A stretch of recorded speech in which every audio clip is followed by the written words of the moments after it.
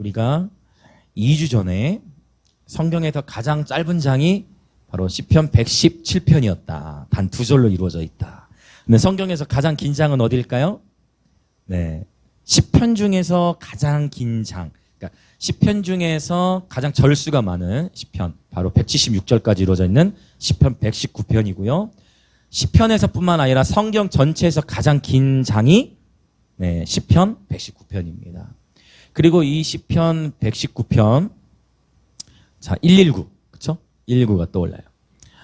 이 시편 119편은 창세기부터 요한계시록 전체 66권을 놓고 봤을 때도 분량으로 보나, 또 그 길이로 보나, 또 위치로 보나, 즉, 이걸 이제 샌드위치. 자, 샌드위치, 여러분 빵을 좋아하시기도 하지만 샌드위치는 빵만 있으면 맛이 없죠. 이게 샌드위치 문학 기법이에요. 그 수미상관이라고 하는데 이제 앞 뒤에다가 이제 같은 내용을 배치해 놓고 가운데 핵심적인 안고, 샌드위치는 이 알맹이가 중요하잖아요. 가운데 있는 게, 그렇죠? 그래서 성경 전체 창세기에서 요한계시록의 가장 중심, 전체 66권의 가장 한 가운데 있는 성경이 어디일까요? 역시 시편 119편이에요. 그러니까 이 시편 119편이 성경에서 길이로 보나 분량으로 보나 위치로 보나 가장 중심이 된다. 그러면 이 119편이 중요하겠습니까? 안 중요하겠습니까?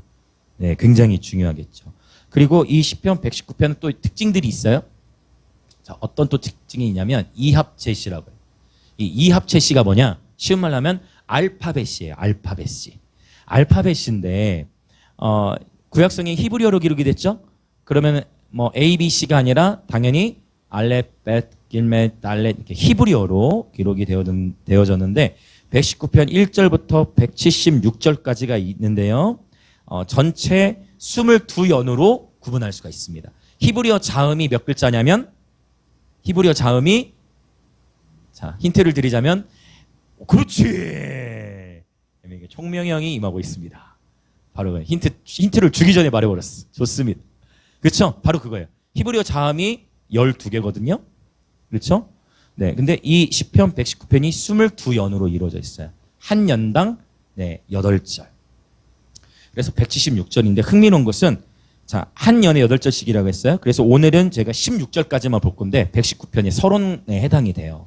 그래서 119편 1절부터 16절 가운데 1절부터 8절은 흥미롭게도 여러분이 이제 히브리어 성경을 보시면 1절부터 8절까지의 모든 절들은 다 알레프라는 글자로 시작해요.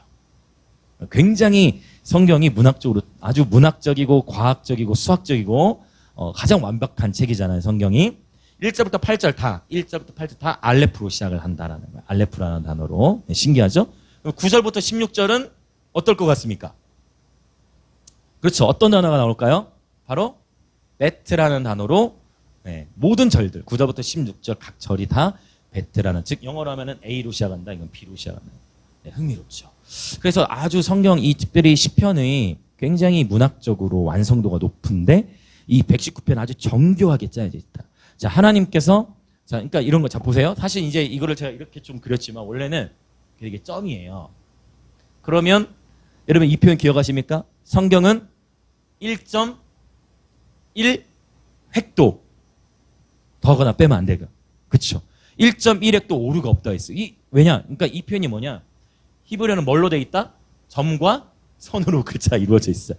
그래서 율법의 1.1 획도 제해서는 안 된다, 제할 수 없다라는 표현이 바로 히브리어 글자가 1.1 획, 점과 선으로 이루어져 있기 때문이에요. 그러니까 119편 이런 식으로 쭉 가서 마지막에 이제 뭐가요? 이제 타부까지 가겠죠. 네, 이렇게 정교하게 구성이 되어져 있는 그런 시편. 그래서 저는 이런 것만 봐도 우리 하나님은 이렇게, 뭐 옛날에 그런 비유가 있었어요. 주일학교 예배 때 자주 쓰는 표현 중에 하나님께서 인종을 만드실 때 백인은 좀 덜 익었고 불에 덜 구웠고, 백인은 불에 덜 굽고, 또 흑인은 하나님께서 실수로 오래 태워가지고 이렇게 표현하면 사실 굉장히 이거 인종차별적 발언이 될 수도 있는데 그런 의미로 하는 게 아니고, 그리고 황인은 잘 구웠다, 뭐 이게 아시아 위주의 그런 해석. 하나님이 실수로 했겠어요?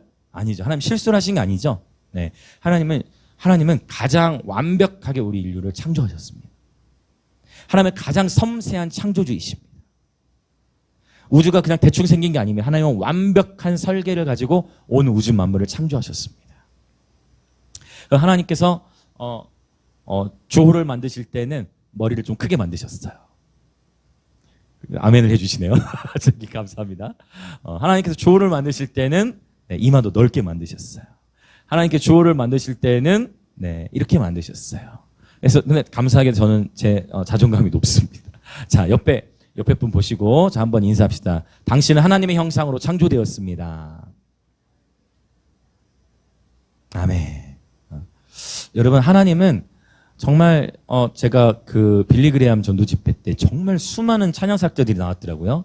네, 정말 다양한 찬양사역자들이 나와서 노래를 하는데 저는 운전하면서만 이제 장거리 운전할 때 주로 이제 그런 걸 듣는데, 야, 가만히 듣는데 진짜 한 소절 지나갈 때마다 목소리가 다른 게 느껴지겠더라고. 그러니까 그거 뭐, 야, 얼굴만 다른 게 아니고 모든 사람이 목소리가 다 다르다는 거예요. 너무 신기하더라고요. 소리가 다 달라. 소리가 다 달라. 얼굴도 다, 생김새도, 쌍둥이도 다 다른 거 아시죠? 네, 얼굴도 다른데 소리도 다르고 정말 하나님은 정말 다양하게 창조하셨구나. 그러면서도 정말 섬세하게 창조하셨구나라는 것을 느끼게 됩니다. 여러분, 하나님께서 저와 여러분의 인생에 관심이 많으십니다. 하나님은 저와 여러분의 인생을 섬세하게 돌보십니다. 자, 또 한 번 인사합시다. 옆에 사람에게. 하나님은 당신을 섬세하게 돌보고 계십니다. 하나님은 우리를 정말 섬세하게 돌보시는 분입니다. 심지어 여러분 아시죠? 내 머리카락 개수가 몇 개인지도 아시고, 하나님은 내 호주머니에 돈이 얼마 있는지도 아시고, 과거에 제가 이런 간증 들어보신 분들 계실 건데, 제가 하나님께서 어떤 스카프레 목사님 집회였네. 거기서 헌금을 하라는 감동을 주셔가지고 헌금을 했어야 되는데 헌금을 안 했어요. 얼마를 헌금하라는 예배 중에 마음이 와서 임재가 왔는데, 그래 그 음성을 거부했어. 헌금을 안 했거든요. 그러고 나서 어떤 일이 있었느냐. 제가 찜질방에 가서 잤어요. 자고 아침에 일어나 보니 손목에 열쇠가 없는 거야. 가서 열어보니 돈이 없었어. 도둑을 맞은 거죠. 소매치기. 근데 감사히 카드는 다 놔두고 갔어. 착한 도둑이야. 카드는 다 놔두고 현금만 다 빼간 거예요. 네, 그래가지고 차비 얻어가지고 타고 내려왔죠. 그랬는데 하나님은 절대 그냥 넘어가지 않았어요. 절대 그냥 넘어가지 않아. 그로부터 한 1, 2년 지났나? 또 스카프레 목사님 집회에 제가 가게 됐어요. 대전에 한참 벌써 한 10년 좀 더 된 것 같아요. 근데 이번에 또 똑같은 감동이 오는데 그때 기억이 나는 거야. 헌금을 그때 했겠습니까? 안 했겠습니까? 안 하면 큰일 났죠. 또 도배치 나가라고. 그래서 바로 헌금을 했어요. 네. 헌금을 하고 내려왔더니 그 다음날 갑자기 어떤 분으로부터 전혀 상관없는 분이 제가 헌금한 액수의 30배의 금액을 저에게 후원을 해줬습니다. 여러분, 하나님은 정말 기가 막히게 섬세하게 저를 다 돌보고 계십니다. 여러분 기억하시죠? 저희 농사 짓고 사역할 때 제가 간증했던 거. 저희 예심이 기저귀 살 돈이 없는데 마트 한번 가려고 해도 차로 40분을 가는데 우리 차도 없어.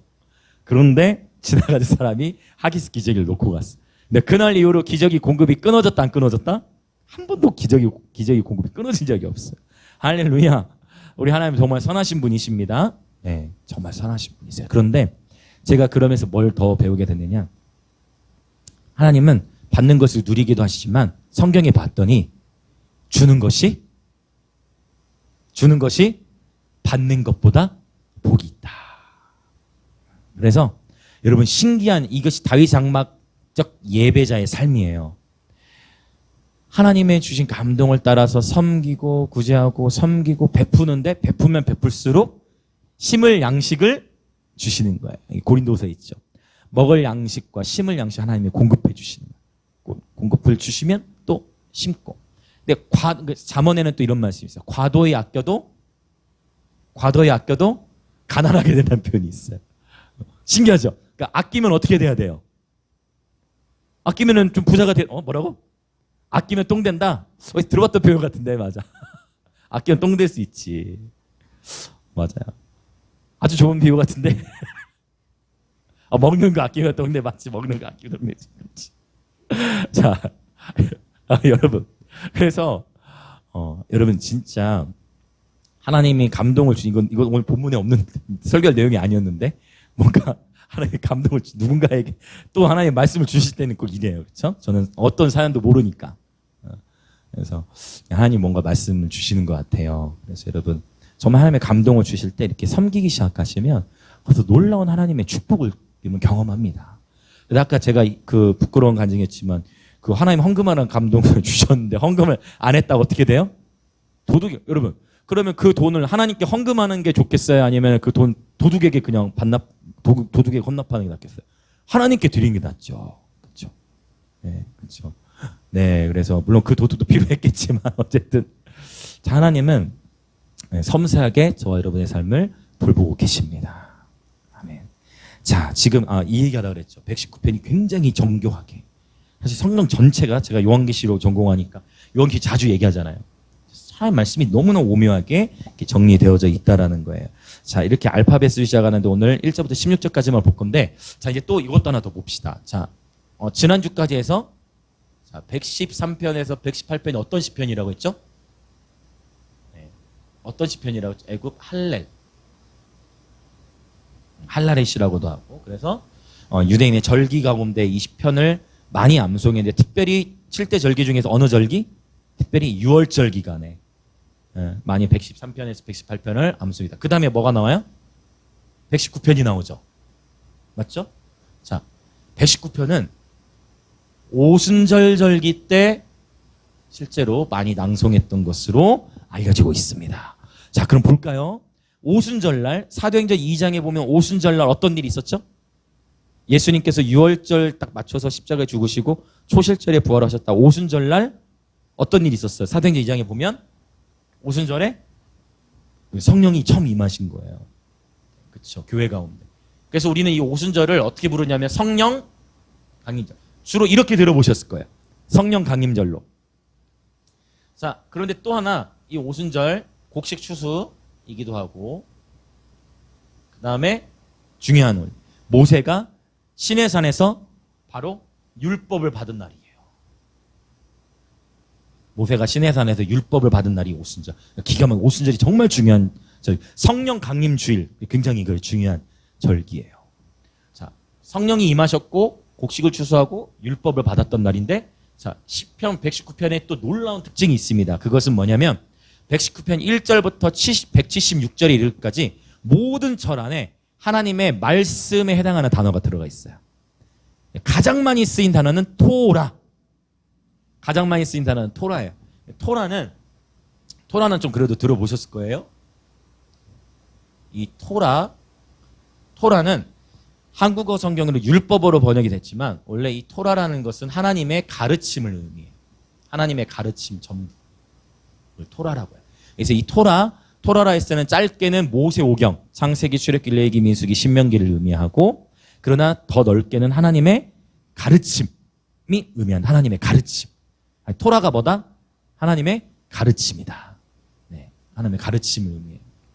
자, 그런데 바로 다시 이 119편에서 1절부터 176절 모든 절들 안에 다 하나님의 이 말씀과 연결된 단어들이 쓰였다. 근데 이 말씀에 해당하는 단어도 자, 히브리어로 찬양에 해당하는 단어가 구약성에 안에 몇 가지로 쓰였다? 기억하시죠? 7가지. 마이크 때문에 손이 이렇게 됐어요? 자, 7가지로 쓰였다 했어요. 그래서 이제 다음에 또 예배학교 또 시즌하면 항상 이 강의. 제가 항상 어느 신학교를 가고 어느 교회를 가든지 예배 강의를 맡으면 항상 이 강의를 먼저 해요. 영과 진리로 예배하라 할 때 진리로 예배하는 거니까. 근데 찬양만이 아니라 히브리어에서도 말씀에 해당하는 단어들이 여러 번역들이 있는데 가장 많이 쓰인 단어는 바로 이 토라라는 단어. 하나님의 가르침, 율법이라는 단어예요. 그 다음에 이게 이제 전체 25번 이상 쓰였어요. 자, 그 다음에 많이 쓰인 단어는 뭐냐? 그 다음에 따바르라는 단어 써요. 따바르. 이것도 들어보신 분들이 있을 거예요. 따바르. 따바르는 바로 뭐냐?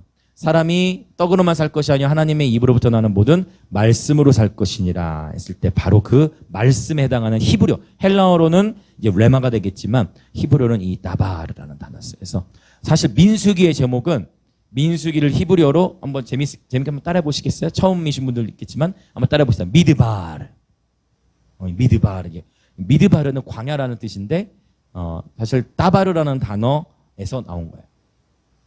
그래서 광야는 뭐 하는 곳이냐? 광야는 하나님의 연단의 장소죠. 광야는 하나님의 말씀을 배우는 곳이에요. 그러고 보면 시편 119편 72절에 어떤 표현이 있느냐?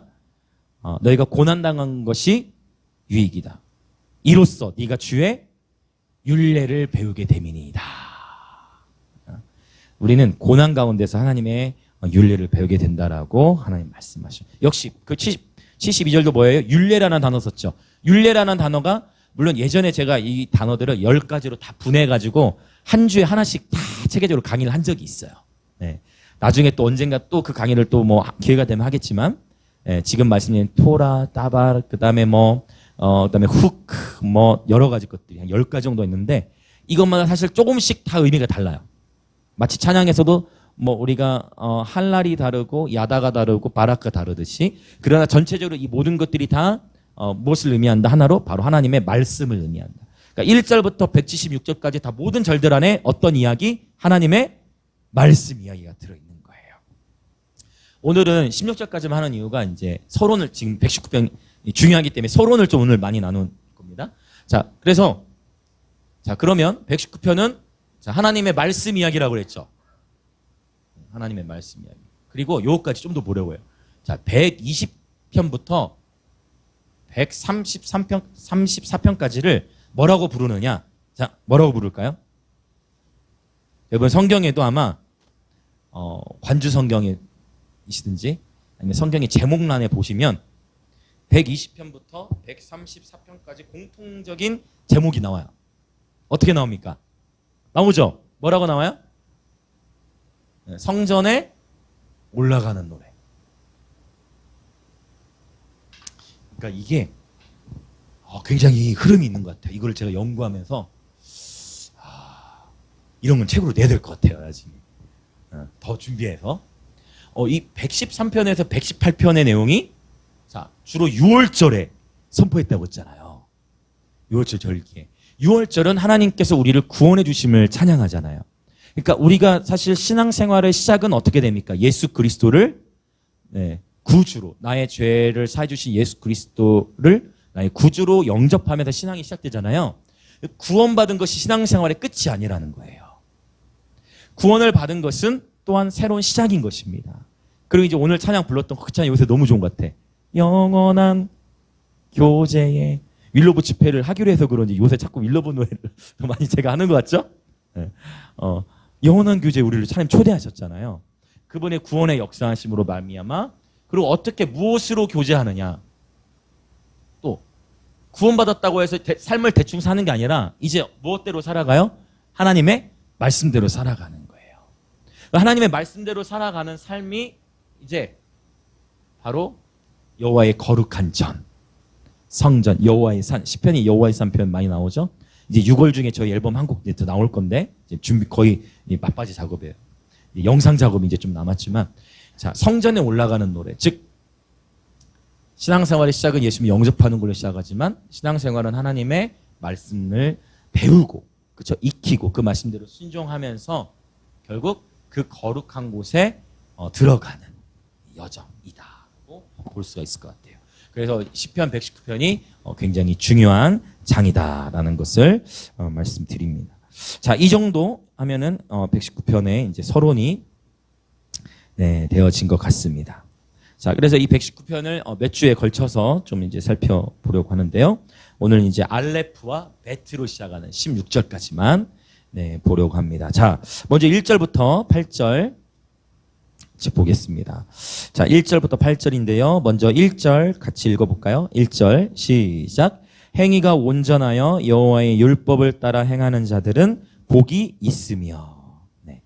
이 또 1절이 복이 있으며 어디서 본 것 같잖아요. 시편 1편의 시작이 복 있는 사람으로 시작하잖아요. 그래서 여기서 이 알레프로 시작한다고 했죠. 그래서 1절은 어떻게 쓰였냐면 아쉐르라는 단어. 아쉐르. 문법적으로는 아슈레 이렇게 씁니다. 아쉐르. 아쉐르는 바로 어떤 의미가 있다고 했냐면, 아쉐르 기억하십니까? 행복. 그 기쁨은 아셀. 아셀. 아셀 지상의 이름처럼. 그 아셀 지파는 기쁨 말하는 거 맞아요. 이거는 아쉐르. 아쉐르는 행복을 의미합니다. 그래서 자, 누가 행복이 있다고 지금 표현하냐면 행위가 온전하여 여호와의 율법을 따라 행하는 자들은 복이 있으며, 여기서 토라가 쓰였어요. 그래서 하나님의 가르침을 따라, 여기 행하다라는 단어는 할라크라는 단어인데, 이 할라크는 어떤 의미가 있느냐? 동행하다라는 의미예요. 동행하다. 그래서 이제 이런 것들을 이렇게 이제 성서신학을 계속 하다 보니까 이 좀 그러니까 원문을 이제 그대로 또 보게 되잖아요. 그래서 1절을 좀 이렇게 원문에 따라서 이렇게 보면은 이렇게 볼 수 있어요. 하나님의 가르침을 따라 주와 동행하며 행위가 온전한 사람은 행복합니다. 괜찮은 번역 같아요. 여러분 이렇게 이상하게 생각하지 마시고 성서신학을 계속하면서 이제 히브리어로 봤을 때 이렇게 충분히 가능해요. 하나님의 가르침을 따라 주와 동행하며 행위가 온전한 사람은 행복합니다인데, 이 행위라는 단어를 사실 의역한 거예요. 이 행위가 온전하다는 단어는 사실은 원래 이 행위라는 단어는 원래 어떤 단어를 쓰냐면은 데레크라는 단어를 쓰거든요. 이 데레크라는 단어는 원래 어떤 의미냐? 데레크는 길이에요. 길. 원래 직역하면 길이야. 그래서 주와 동행하며 길이 온전한 사람 행복하면 이렇게 돼야 돼. 길이 온전한 사람. 그러면 길이 온전하다? 이게 이제 어떻게 연결이 되느냐? 바로 이제 예수님께서 내가 곧 길이요 진리요 생명이다라고 하셨고, 저와 여러분에게 넓은 길로 가지 말고 좁은 길로 가라고 했어요. 그래서 이거를 이제 이렇게 길신학이라고도 부를 수가 있어요. 길에 대해서 정리한다면. 유다서에 보면은 또 이제 어떤 길들이 나와요? 유다서에 보면 넓은 길이 나와요. 유다서에 1장밖에 없지만 유다서가 정말 중요해요. 유다서에 넓은 길 뭐가 나옵니까? 자, 유다서에 넓은 길이 뭐가 나오냐면 가인의 길이 나와요. 신기하죠? 길이라는 단어로 표현을 쓴 거예요. 가인의 길로. 가인의 길로 그러면 가면 되겠어요? 안 되겠어요? 안 되죠. 가인은 어떤 길을 상징하느냐? 가인의 길은 미움, 다툼, 시기, 질투. 그래서 가인이 누굴 죽였어요? 아벨을 죽였잖아요. 동생을 죽였잖아요. 가인의 길로 가지 말라 했어요. 가인의 길은 넓은 길. 미움, 다툼, 시기, 질투의 길. 그 다음에 나오는 길이 뭡니까? 발람의 어그러진 길. 또 길이라고 표현했네. 다 이게 연결되는 거예요. 데레크. 발람의 어그러진 길은 발람이 그럼 어그러졌다는 거는 발람이 처음에는 어그러졌다는 건 뭐냐면 처음에는 괜찮았다는 거야. 근데 탐심이 들어온 거지. 그러니까 발람이 처음에는 딱 발락이 와가지고 이스라엘을 저주하고 내 돈 많이 줄 테니까, 이 민수기의 이야기 나오잖아요. 내가 너한테 돈 많이 줄 테니까 이스라엘 백성에게 좀 저주해라 했더니 발람이 처음에는 저주했어요? 안 했어요? 나는 하나님의 명을 받아서 해야 되는데 저주할 수 없다 했는데 계속 이제 더 큰 재물을 가지고 또 오잖아. 그러니까 발람이 어떻게 이제 기다려봐라. 내가 하나님께 가서 여쭤보고 오겠다. 그러니까 뭔가 마음이 지금 어떻게 된 거예요? 돈에 이제 마음이 넘어가기 시작한 거예요. 그래서 발람의 어그러진 길은 어떤 길과 연결되느냐? 돈을 사랑하는 길이에요. 돈으로 인해서 신앙생활 잘하다가도 돈으로 인해서 타락하게 되는 거. 이렇게 발람의 어그러진. 또 하나 나오는데 바로 고라의 폐역입니다. 이 세 세트. 고라의 폐역은 지도자를 향한, 모세를 향해 고라가 반역을 저질렀죠. 네, 지도자를 향한 반역을 의미하는 거예요. 그래서 이 길이라는 거. 그러면 시편 119편에서 지금 이 데레크, 즉 말씀의 길을 의미하고 있는 거예요. 말씀의 길. 그리스도의 신부들이 인생을 살아가면서 걸어야 할 길은 바로 말씀의 길입니다. 즉 주의 말씀이 내 발에 등이요 내 길에, 할렐루야. 주의 말씀이 내 발에 등이요 내 길에 빛이니다. 우리는 주님의 말씀의 빛이 조명을 따라 살아가는 예배자들로 부름 받은 것입니다. 그렇죠? 인생을 살아가다 보면 넓은 길에 유혹이 옵니다. 그러나 그때마다 좁은 길을 선택하시길 예수님을 축복합니다. 그때마다 하나님의 말씀의 길을 선택하시기 축복합니다. 네. 자, 그래서 누가 행복한 사람이냐? 하나님의 가르침을 따라서 살아가는 사람이 행복한 사람이다. 아멘, 아멘. 바로 저와 여러분입니다. 행복은 다른 데 있는 것이 아니라 하나님의 말씀, 하나님의 가르침을 따라 살아가는 데 있는 것입니다. 자, 2절도 볼까요? 2절 시작. 여호와의 증거들을 지키고 전심으로 여호와를 구하는 자는 복이 있도다. 자, 또 어떤 자가 복이 있어요? 증거들을 지키고, 역시 하나님 말씀과 연결되죠?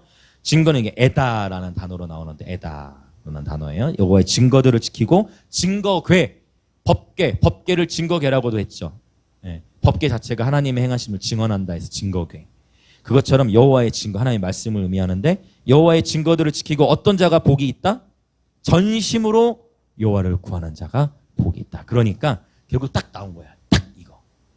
바로 말씀의 행복이 있고 그다음에 전심으로 여호와를 구하는 거. 저는 이것을 당연히 예배자니까 예배로 풀겠죠. 전심으로 여호와를 구하는 것이 곧 예배 아니겠습니까?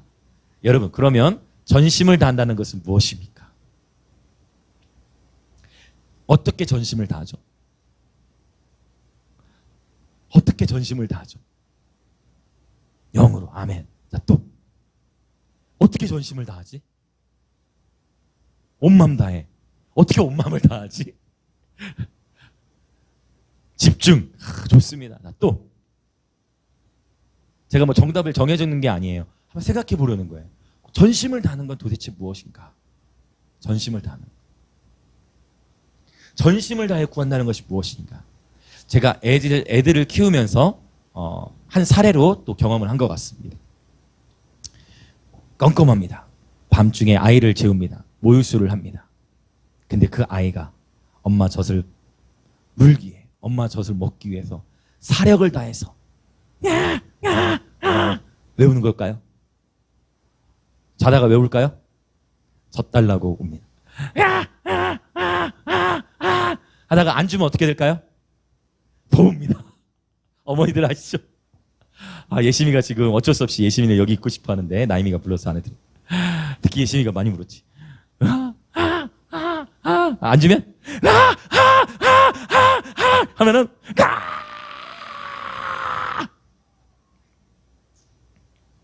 아실 거예요. 하다가 숨만 하려고 그래. 하고 다시 나와. 네. 전심을 다한다는 거. 전심을 다해 그 젖을 먹기. 여러분, 전심은 그렇게 복잡하지 않아요. 전심을 다한다는 것은 정말 내 모든 걸 다해 구한 것입니다. 그 어린 아이가 젖을 먹기 위해서 필사적으로 부르짖고 나아가죠. 그래서 우리 목요 예배가 참 좋은 건 뭐냐면, 여러분 얼마나 좋습니까? 부르짖기 딱 좋아요. 뭐 자유롭게 예배도 누가 뭐라고 하는 사람 없고, 그렇죠? 오히려 우리는 앉아서 예배드리면 더 어색하잖아, 그렇죠? 얼마나 좋아요. 자유롭게 하나님을 예배하고 하나님을 향해 부르짖을 수 있고. 사람 수 중요치 않습니다. 지난주 보니까 영상이 2,100명에게 도달이 됐더라고요. 모인 사람은 몇 명 안 될지라도 영향이 흘러가는 것 같아요. 물론 그 숫자도 중요치는 않아요.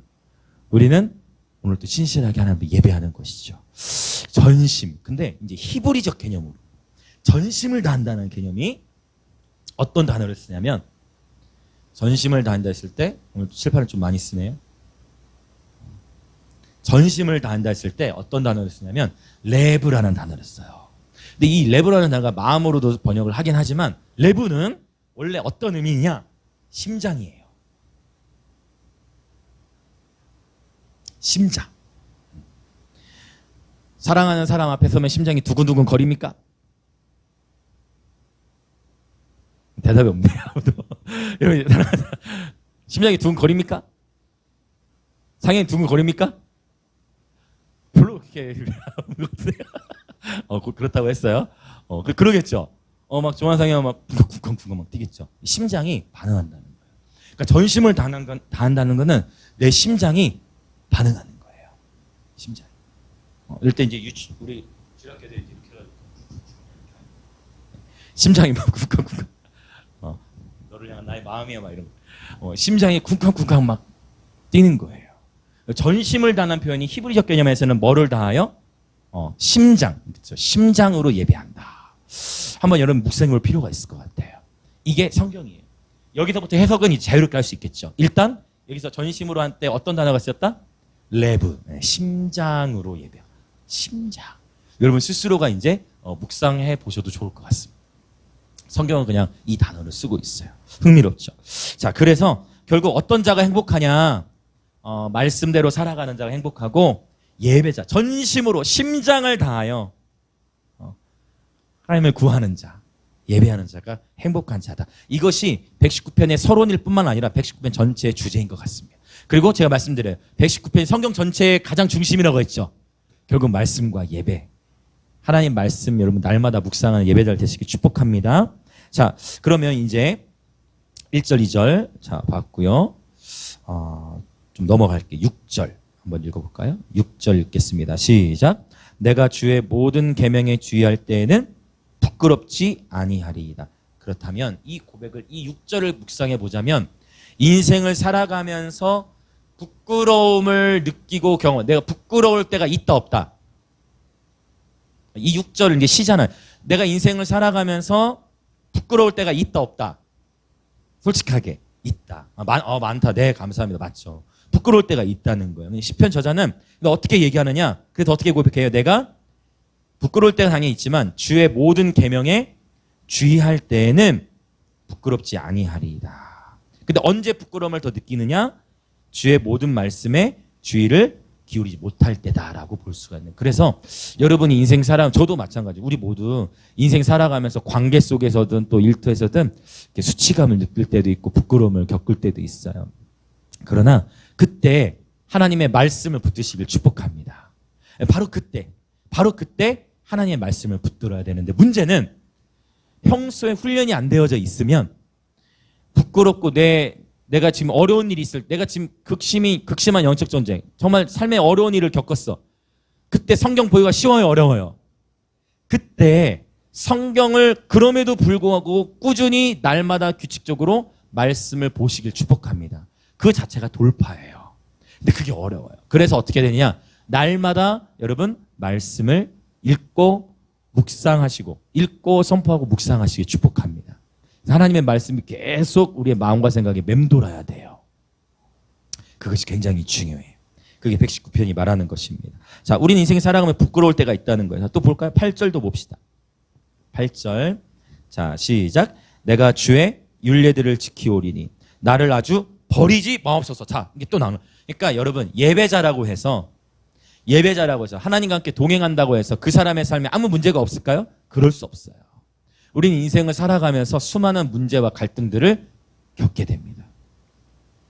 저마다 말하지 못할 어려움들과 갈등들을 다 겪고 있고 지니고 있어요.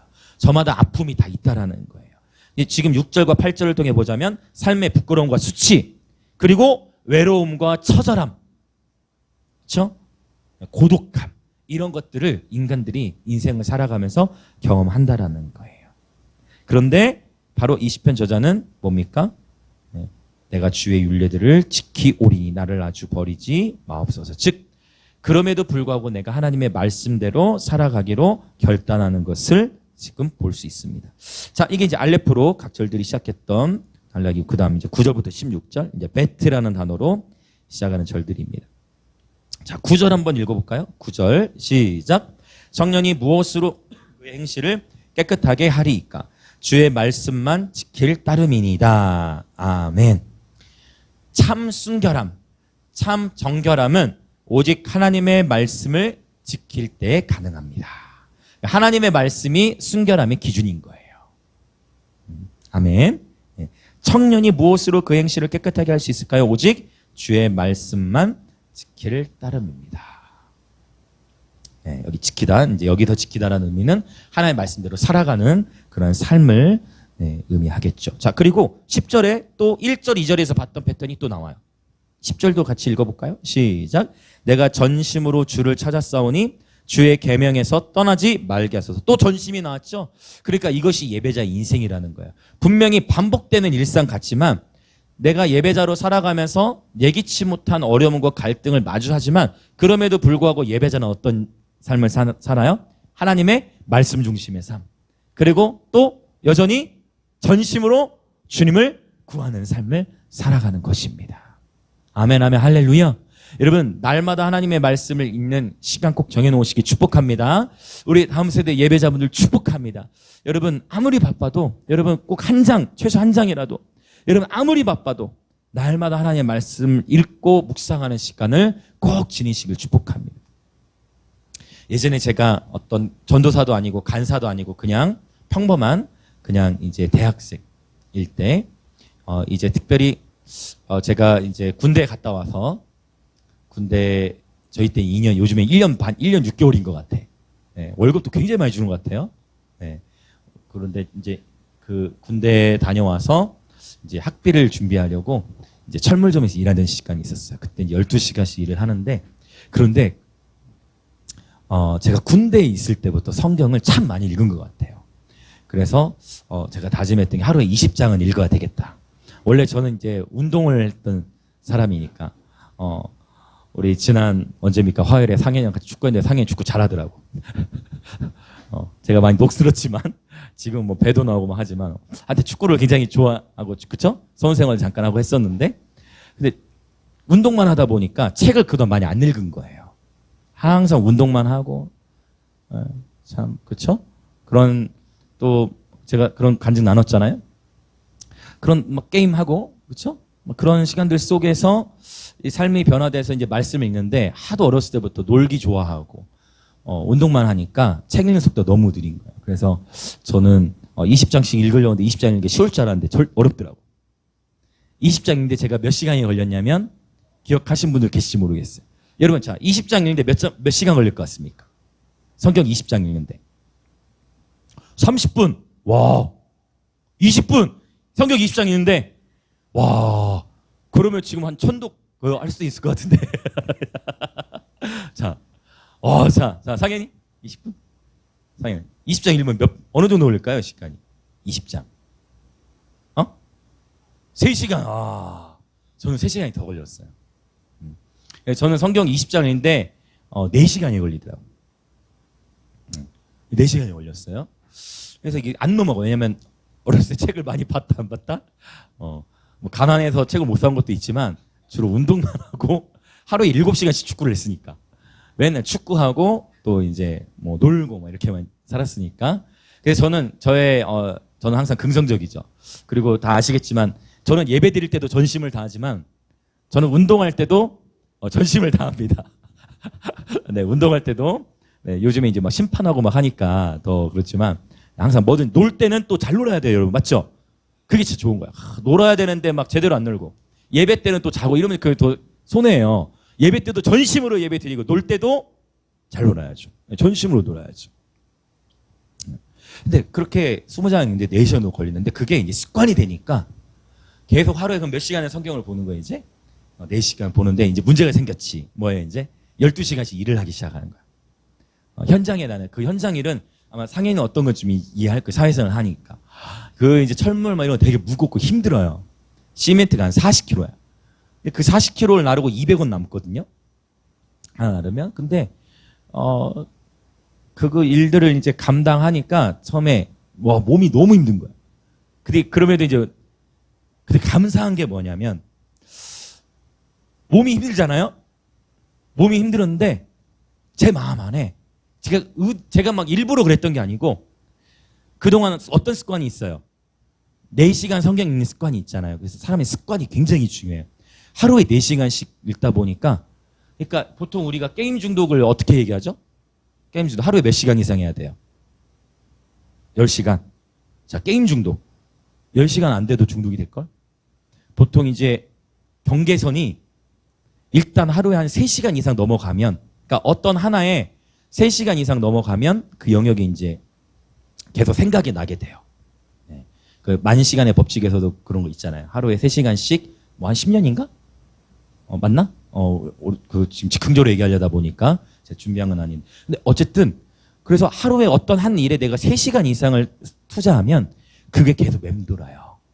그래서 4시간씩을 계속 하다 보니까 12시간 일하면 되게 피곤하죠. 근데 진짜로 제 그 마음 안에 한 25 이렇게 됐나? 군대 제대하고 23살 무르는 거예요. 근데 집에 왔는데 제 마음 안에 뭐냐면, 밥은 안 먹을 수 있을 것 같아. 근데 그때 성경을 너무 보고 싶은 거야.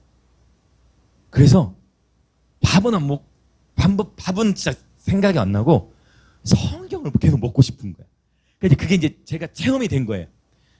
에스겔이나 요한계시에 보면은 이 두루마리가 갖다 먹어버려야 하는데, 제가 진짜로 종이를 먹어본 적이 있어요. 성경책 종이. 진짜 먹어봤어요. 아무 감흥이 없어요. 그리고 좀 화가 나려고 그래요.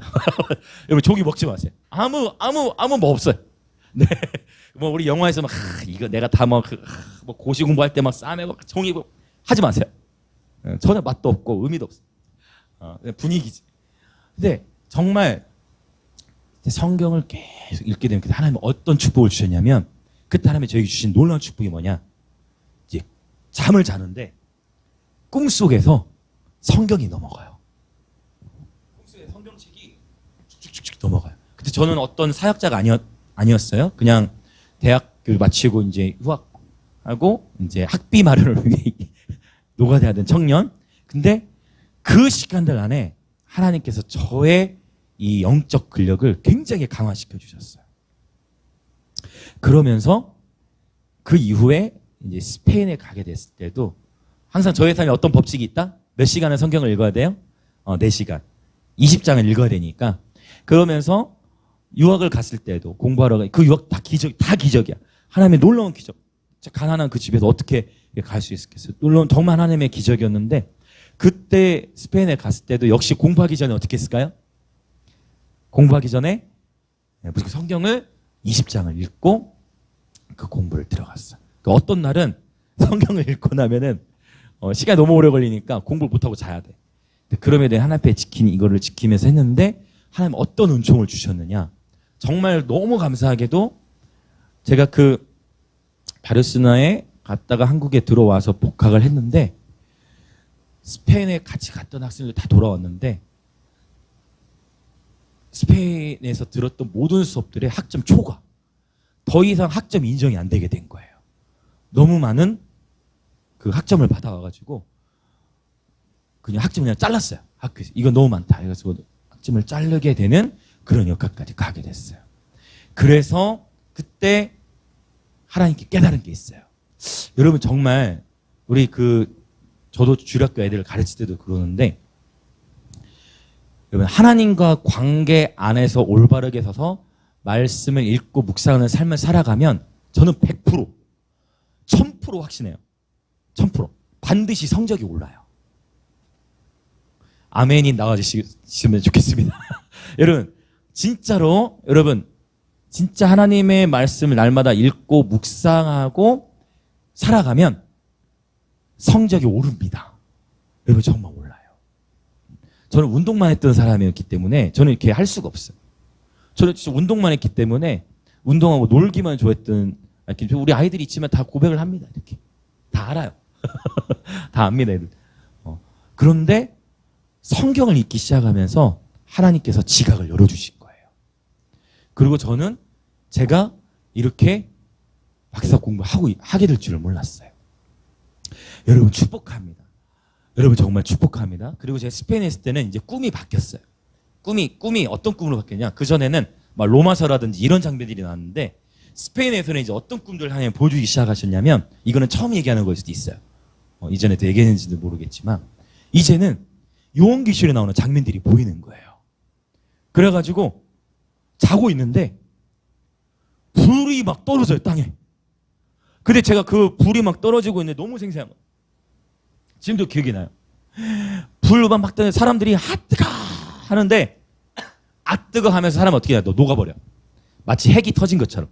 사람들이 막 녹고 있는데 그 가운데서도 사람들이 회개하는 게 아니고 하나님을 향해서 저주하는 막 그런 말들을 막 퍼붓는 장면들을 막 그 꿈에서 하는 그 꿈을 꾸고 나면은 일어나가지고 이제 뭐 하느냐 울면서 막 회개하는 하나님 이제 정말 종말의 때가 다가오고 재림의 때가 다가오는데 하나님 이 수많은 온 인류의 사람들이 하나님을 모르고 세상 속에 죽어가고 있습니다 라고 막 기도를 하게 되어졌어요.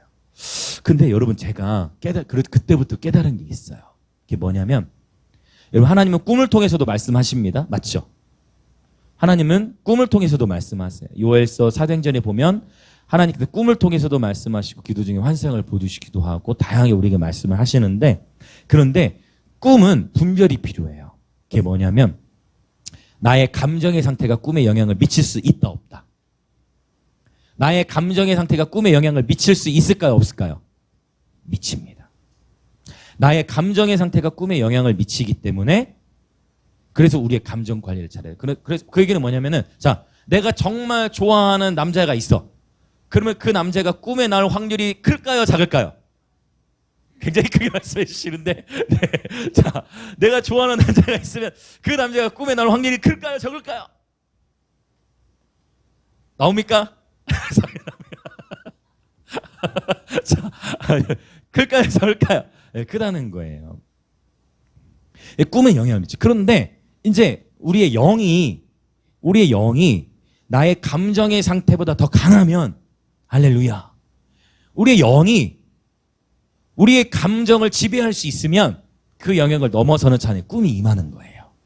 그러면 진짜 하나님께서 꿈을 통해 말씀을, 여러분, 예수님께서 죽지 않으셔 이 땅에 태어났을 때 예수의 육신의 아빠인 요셉이 꿈에 현몽, 즉 천사가 현몽해가지고 꿈에서 지시하심을 받아 나사렛으로 피하고 저쪽 마을로 피하고 해가지고 살았잖아요. 맞죠? 하나님 꿈을 통해서 말씀을 주시는데, 꿈은 감정에 영향을 미칠 수도 있기 때문에 늘 감정의 상태를 잘 관리해야 된다. 그렇죠?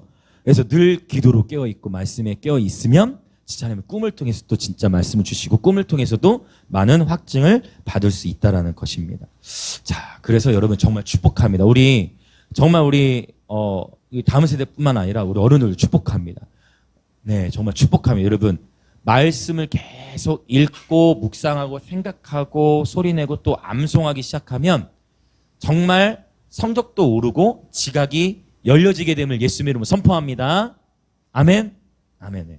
그래서 말씀, 유대인들이 어떻게 해요? 자녀 교육을 말씀 암송하잖아요. 유대인들은 12살에 성인식을 하는데 12살이 될 때까지 모세오경 다 외워야 돼. 모세오경 안 외우면 성인식 시켜준다, 안 시켜준다? 안 시켜줘요. 성인이 되려면 어떻게 해야 돼요? 모세오경을 암송해야 돼. 그러니까 전 세계에서 유대인들의 IQ가 굉장히 높잖아요. 그렇죠? 그 영향이 있어요. 여러분 축복합니다. 여러분 말씀의 산을 되시길 축복합니다. 여러분 제가 그때 진짜 깨달았어요. 그 노가다하면 그 힘든 그 시간들 속에, 그렇다고 그러면 똑같이 하라는 얘기가 아니고, 여러분 제가 여러분에게 권면하고자 하는 건 뭐냐면, 저도 말씀해요. 그때 저는 전도사도 아니고 아무 그 타이틀이 없었어요. 그냥 청년이고 대학생일 뿐이었습니다. 여러분 축복합니다. 여러분 정말 이게 이제 유튜브 설교도 참 좋은 영향을 받는데, 문제는 뭐냐면, 여러분 핸드폰을 너무 이렇게 가까이, 핸드폰 어디 있지? 핸드폰을 가까이 하다 보면 특히 주무실 때 머리 옆에 핸드폰 놓고 주무시지 않으시길 축복합니다. 전자파의 영향을 받아요. 이 전자파가 자꾸 우리의 뇌를 이렇게 우리의 전두엽에 영향을 끼쳐요. 네. 그래서 자꾸 기억력을 감퇴시키고, 자꾸 이렇게 생각하는 힘을 작아지게 만들어요. 그래서 정말 필요할 때는 많이 우리가 이 핸드폰 중에 설교도 듣고 막 해야 되지만, 가장 좋은 거는, 그래서 저는 아직 저도 30대지만 아날로그 이렇게 종이로 보고 종이로 하는 걸 더 선호하는 이유가, 너무 우리가 핸드폰 전자기기에 노출되면서 이게 굉장히 생각할 수 있는 힘에 영향을 미치더라고요. 그래서 여러분 정말 축복합니다. 여러분 굉장히 오늘 여러분 정말 권면 드립니다. 여러분 날마다 시간을 정해서 한 장이 됐든 두 장이, 어쨌든 제가 도전하고 있는 건 뭐냐면 날마다, 이게 중요하다. 처음부터 나도 그러면 나도 그냥 뭐 3시간 4시간 막 해야 되겠다. 그래 하루 3시간 하고 다음날부터 안 해버리는 것보다, 여러분 하루에 한 장씩 꾸준히 하다가 이 성경이 너무 재밌어. 너무 재밌어. 이 이야기 다음에 너무 궁금해. 다윗이 골리앗을 지금 목 베나? 아니면 다윗이 골리앗에게 죽나? 궁금하면 이제 어떻게 돼요? 다음 장 읽고 싶거든. 그리고 또 이제 안 읽을 수가 없는 거야. 그 읽었네. 다윗이 골리앗 목을 bes네. 근데 막 여자애들 막 싸우면 막 사울은 천천, 다윗은 만만히 하고, 그 다윗이 어떻게 되게 쫓겨나나? 다윗이 막 도망가고. 그거 막 사울이 와서 막 다윗 잡으려 하고, 사울이 다윗 잡으러 군사들 잡으러 보냈는데 거기서 막 군사들이 경배하고 있고, 막 이런 이야기들을 계속 이제 묵상하고 읽다 보면 그 내용, 다음 내용이 궁금해지고. 그러니까 이런 식으로 여러분 꼭 날마다, 다음 주에 제가 어차피 119편 계속 하니까 더 물어보겠습니다. 다음 주에 물어봅니다. 분량이 중요한 게 아니고, 분량을 물어보겠다는 게 아니고, 날마다, 진짜 날마다 하나님의 가르침을 따라 살아가는 자가 행복하다는 거. 네. 그래서 이렇게 날마다, 그리고 진짜 정말 하루에 3시간 이상 나의 생각을 지배하는 것, 그것이 굉장히 길하는 거예요. 하루에 3시간 이상 나의 생각을 지배하는 것은 무엇인가? 그것이, 여러분 그렇게 날마다 하나님의 말씀이 우리 삶 속에 맴돌기 시작하면 이제 그때부터 우리의 영적 맷집이 세져요. 여러분 축복합니다. 네. 자, 청년이 무엇으로 그 행실을 깨끗하게 할까요? 주의 말씀만 지킬 따름이다라고 말씀합니다. 자, 또 11절도 봅시다. 11절 시작. 내가 주께 범죄하지 아니하려 하여 주의 말씀을 내 마음에 두었나이다. 역시 죄도 마찬가지. 죄를 나 결코 죄 안 지어야지. 나 이 죄 결코 안 지을 거야. 근데 또 똑같은 죄를 지어. 그럼 이제 어떤 마음이 들어요? 그치, 정죄감과 뭐가 수치감이 오는 거야. 나 이러면 안 되는데 또 죄를 지었네. 또 죄를 지어. 죄 지으면 안 되는데. 죄 지으면 안 되는데. 죄 지으면 안 되는데라고 죄 지으면 안 돼. 죄 지으면 안 돼. 죄 지으면 안 되라고 하지만 죄 지으면 안 되라고 하면서도 죄 가운데로 들어가는 것이 우리 인간의 본성이에요. 저는 뭐를 말씀드리고 싶냐면 이 말씀처럼 내 마음에 말씀을 가득히 채워야 돼요.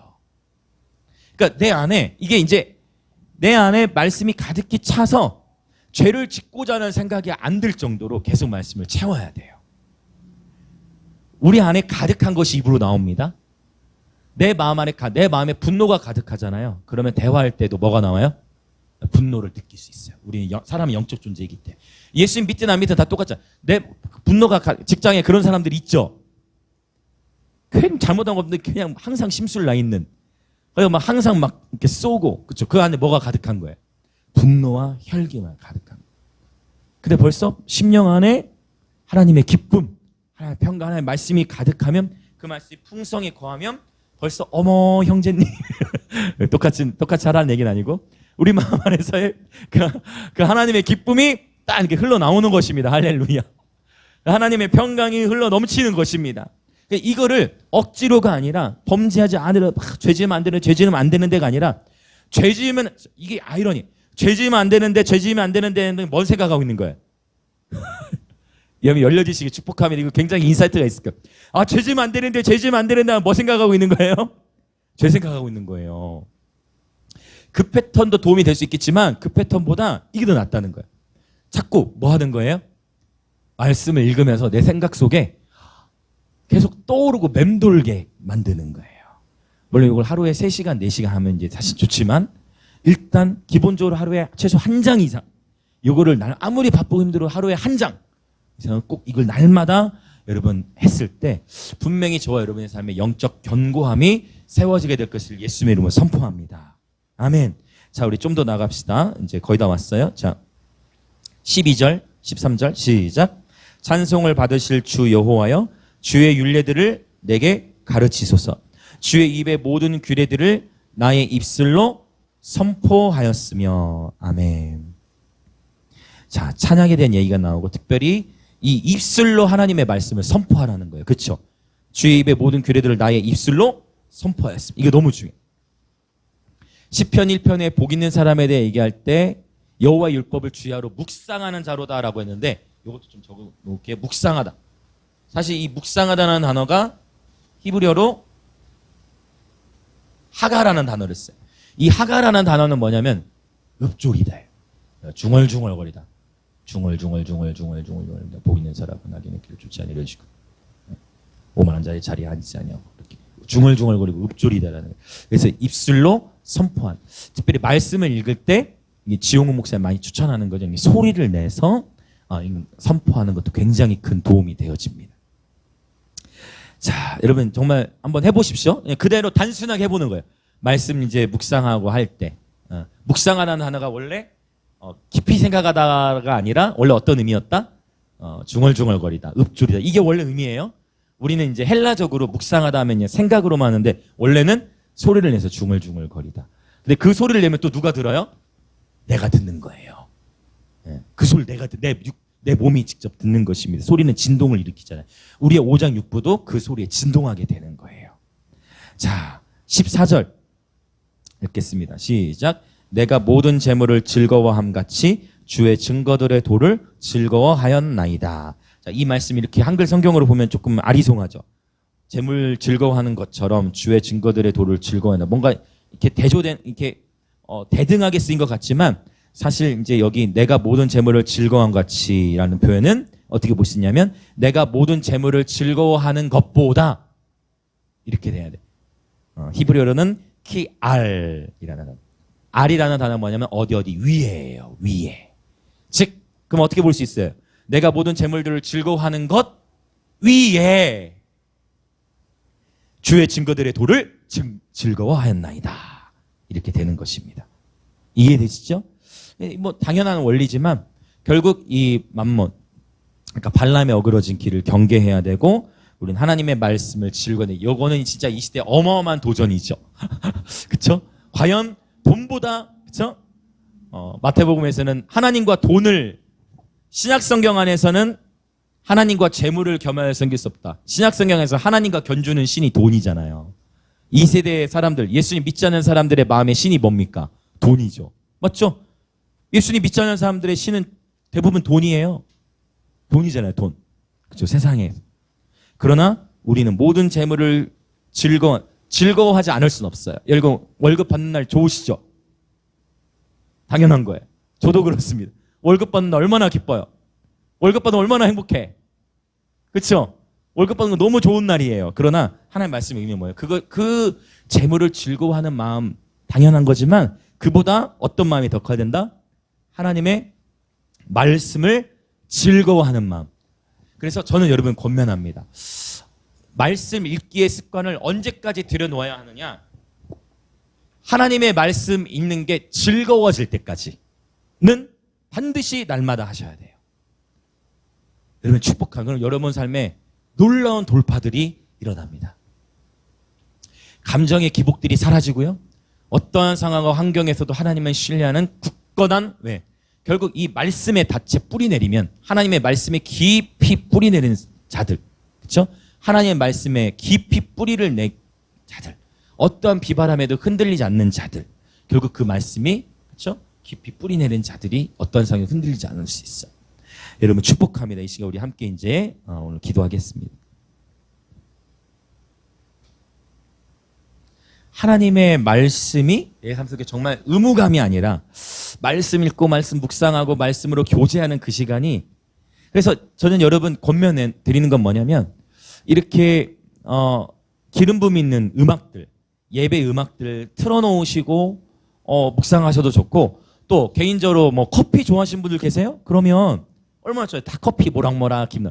커피 마시면서 네? 여러분 딱 커피 마시면서 콰이어트 타임이라고 하죠. 커피 마시면서 다 말씀 안으로 들어가는 거예요. 네. 이게 뭐 그러다가 더 집중할 때는 이제 커피 마시는 것보다 말씀 들으니 더 당연히 좋겠죠. 그러나 그냥 누리 자유롭게 가장 편안하고 제일 중요해요. 여러분이 방해받지 않는 시간에.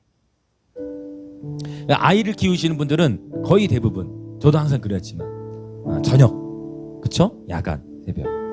근데 또 이제 피곤하신 분들 또는 사람마다 새벽형이 편하신 분들이 있어요. 직장에 일찍 나가신다는 분들인지 사람마다 다르죠. 여러분이 어느 누구에게도 방해받지. 우리는 참 여러분 이제 만약 오늘부터 오늘 내가 이 말씀 들었으니까 이제 날마다 시간 정해놓고 해야겠다 했는데 오늘부터 여러분 영적 전쟁이 생길 거예요. 한번 따라볼까요? 성경 읽기는 영적 전쟁이다. 어떤 전쟁이 일어나느냐? 내가 이제 성경 좀 읽으려고 하는데 꼭 그때 전화가 와. 꼭 그때 어떤 일이 딱 연락이 와. 꼭 그때 뭐가 이제 생기는 거예요. 여러분 이 일들을 경험하는 것도 은혜예요. 그 경험을 하는 게 필요해. 야 진짜 이게 영적 전쟁이구나. 생각을 할 수 있으니까. 그래서 여러분 그 시간을 여러분이 정말 가장 방해받지 않을 수 있는 시간대는 어느 시간대인가를 여러분이 잘 설정하셔서 여러분 그 온전히 하나님과 오늘 너무 좋지 않습니까? 영원한 교제에 우리를 초대하네. 얼마나 주님이 오늘 또 이미 그 영원한 교제의 장을 열어주신 거예요. 누구든지 이 말씀을 붙들고 나가는 자는 그분과 영원한 교제를 누리게 되는 것입니다. 사실 제가 이 노가다 12시간 일할 때 굉장히 제 삶에 처절한 시간이었어요. 그렇잖아요. 학생이 공부해야 되는데 재정이 없으니까. 뭐 그때 우리 아빠 집을 나가 있었으니까 아버지가 집을 나가가지고 뭐 재정이 없으니까 일을 해야 되잖아요. 그런데 지금 돌이켜보면 제 삶 속에 그 시간이 얼마나 제 인생에 가장 소중한 시간 중에 하나였던 것 같아요. 너무 소중한 추억이에요. 하나님의 말씀과의 친밀한 교제를 누리는 시간들. 그냥 이 밥 저 먹는 거 굉장히 좋아하는 사람인데 원래 저 먹는 거 좋아하는 사람인데 이게 밥이 그게 중요하잖아. 내 이 말씀으로 하나님과 교제하는 시간이 너무 기대되는 거야. 그 무겁고 힘든 일들 우리 다 그 어른들 다 삶의 자리에서 다들 했었잖아. 그 하루의 일과 12시간 고되게 일하고 와가지고 빨리 그 시간을 삼아는 게 어떤 시간이요? 이제 내가 일 마치고 샤워부터 개운하게 하고 들어와서 말씀 읽다가 잠드는 그 시간. 그 시간이 제 인생에서 너무 사모하는 시간. 인생이 단순해지더라고요. 근데 가만히 보면 지금도 그 시간들을 통해 하나님이 저에게 부어주신 말씀의 계시들, 그때 정리해 놓았던, 그때 하나님이 보여주시고 정리시켜 주셨던 것들이 지금 이 시간까지도 얼마나 제 삶 속에 견고한 이 정말 깊이 뿌리 내린 말씀들 제 삶에 도움이 되는지 모릅니다.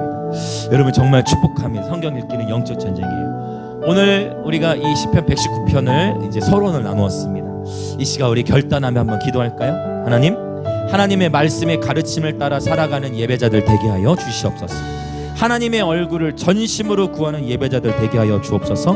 날마다 하나님의 말씀을 읽고 묵상하고 지키며 살아가는 예배자들 되도록 성령님 기름 부어주시고, 특별히 시간을 정해서 아무에게도 방해받지 않는 나와 하나님 단둘만의 그 영원한 교제를 누릴 수 있는 그 시간, 오늘부터 여러분 결단하실 때 나는 성경 1장, 아니면 나는 2장, 아니면 나는 10장, 여러분이 각 상황에 맞게 하나님의 감동하심을 따라 결단하셔서 1장도 좋습니다. 그러나 꾸준히 날마다, 그래서 하나님과의 교제의 시간을 여러분 누리실 때 그 시간을 통해 저와 여러분의 삶에 놀라운 돌파가 임하고, 그 시간을 통해서 인생의 목적과 비전이 임하고, 그 시간을 통해 여러분 심지어 여러분이 하나님의 말씀은 우리의 뼈도 강건케 하십니다.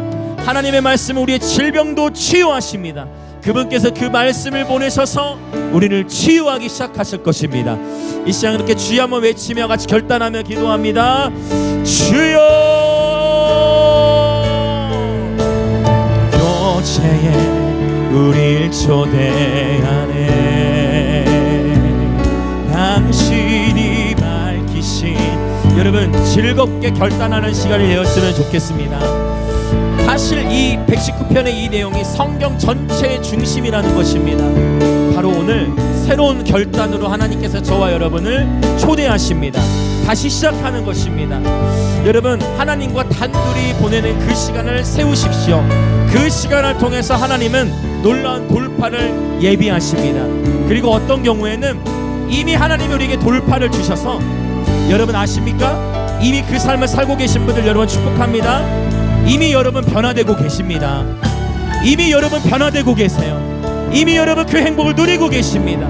이미 여러분 그 주님의 임재의 부여함을 누리고 계신 것입니다. 여러분 계속해서 나아가십시오. 날마다 주님과의 말씀과의 교제로 들어가시길 축복합니다. 그 말씀과의 교제를 통해, 그 영원한 교제를 통해 인생의 목적을 발견하시고, 시냇가에 심겨진 나무처럼 뿌리를 깊이 내려 설을 따라 때를 따라 열매를 맺도록 성령께서 우리의 삶을 인도하실 것입니다.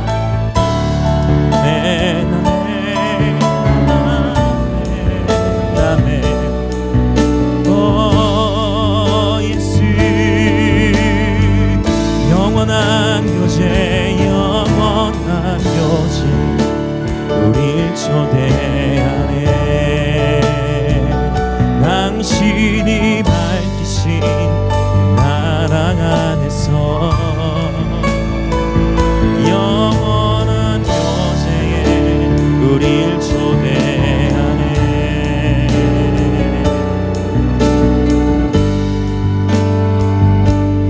우리 한 번만 더 다 같이 통성으로 기도하기 원하는데요. 골로새서 3장 16절, 그리스도의 말씀이 너희 속에 풍성히 거하여 모든 지혜로 피차 가르치며 권면하고 시와 찬송과 신령한 노래를 부르며 감사하는 마음으로 하나님을 찬양하고, 또 무엇을 하든지 말에나 일에나 다 주 예수의 이름으로 하고 그를 힘입어 하나님 아버지께 감사하라. 그리스도의 말씀이 저와 여러분의 심령 가운데 풍성히 거하기 시작할 때 시와 찬송과 신령한 노래, 여기 신령한 노래 스피리추얼 송, 바로 히브리어로 테일라입니다. 즉흥적인 노래의 가사말이 하나님의 말씀으로 풀어져 나오는 것입니다. 하나님의 말씀이 우리 심령 안에 강해질 때 그 예배자, 그 예배 인도자, 그 예배팀의 예배가 강력해지게 되는 것입니다. 그래서 이 시간을 다시 한번 기도할 때, 하나님 우리 하나님의 모든 예배자들 중보자들 하나님의 말씀이 풍성히 거하여 하나님의 말씀을 따라 예배하고 말씀을 따라 예배함으로 말미암아 예배를 통해 그 말씀의 기름 부음이 풀어지게 하시고 예배를 통해 하나님의 말씀을 선포케 하시고 예배를 통해 하나님의 기준을 선포하는 그런 하나님의 예배자들 중보자들 되어 하나님 대한민국과 우리 열방 온 세계와 열방을 섬기는 예배자 중보자 되게 하여 주옵소서. 열방이 우리를 부르고 있는 이 때에 하나님의 말씀으로 무장된 예배자들 중보자들 될지어다. 그렇게 주여 외치며 기도합니다. 주여.